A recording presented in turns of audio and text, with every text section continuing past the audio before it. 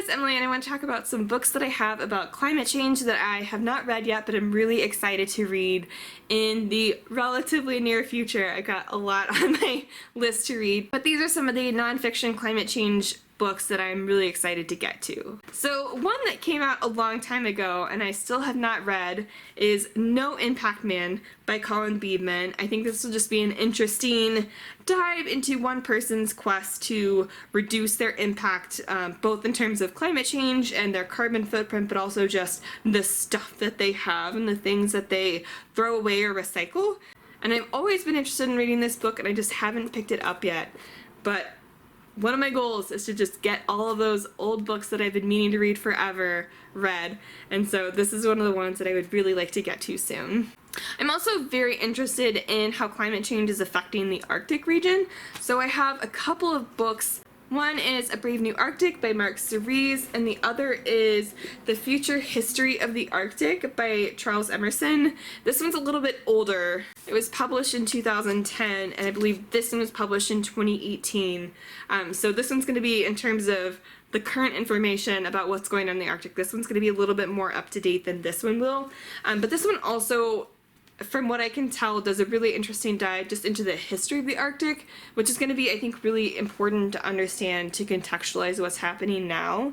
So even though it's a little bit older, I think this one will still be really interesting to read, to kind of get that background and get that history, to put a lot of what's happening, in the Arctic into context for how history might affect the way things are unfolding now in the Arctic, especially as new shipping lanes open up in the Arctic and different geopolitical powers around the world are trying to access those routes and use them. This one's on my list to read this month, so hopefully I'll be able to get to it, and that is Getting to Green by Frederick C. Rich. This is about environmental politics and how the politics of climate change and environmentalism in general have changed over the past decades, and how we can kind of get to people on both sides of the aisle talking more cohesively about environmental issues.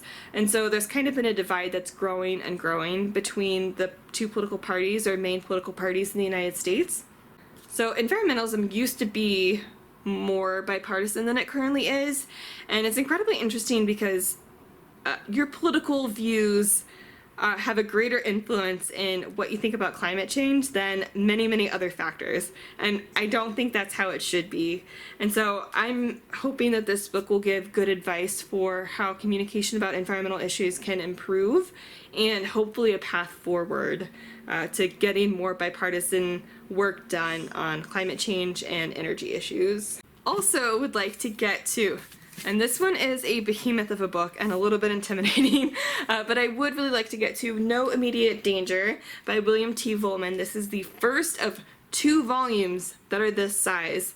That is his just years and years and years of research about carbon and climate change, and I'm not exactly sure the process that he used for his research or what all he's trying to argue with this book.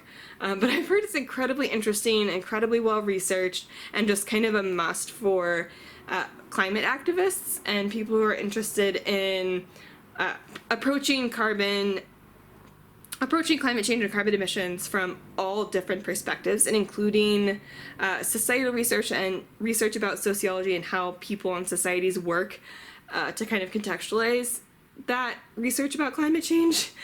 And so I've just heard this is incredibly interesting and well written, and I am excited to dive in despite how big these 2 books are. And this is an incredible project, but I also have Drawdown. And so this was an effort by a lot of people to quantify the many, many things, the many, many tools that we have to help address climate change, both in terms of adaptation and mitigation, and in terms of all of the different effects that climate change is going to have. This is a way to kind of quantify all of the tools that are in our belt and see how effective each is going to be, and kind of really dive into the numbers about what the most effective actions we can take are, and use that information to compile the most realistic but effective way that we can actually tackle climate change. And this isn't necessarily going to be something that I just breeze through and read from cover to cover without taking extensive notes, and like this is going to be something I digest over a long period of time, I think. But this is something that I'm going to want to turn back to on my channel. I really would like to have a series where I talk about kind of the top 20 most effective things that we can do to reduce the amount of carbon in the atmosphere. So this is definitely something that I'll be coming back to for a while and talking about a lot, but this is definitely something I would like to dive into. So those are a few of the books that I'm incredibly excited about. Let me know if there are books that you have read recently about climate change or energy issues that you would like to recommend, and I will definitely put them on my list to read. And I'll be sure to link my Twitter and Instagram down below. That's where I like to hang out. And I'll also link my channel where I talk about all of the books that I read. And I'll see you in the next one. Bye.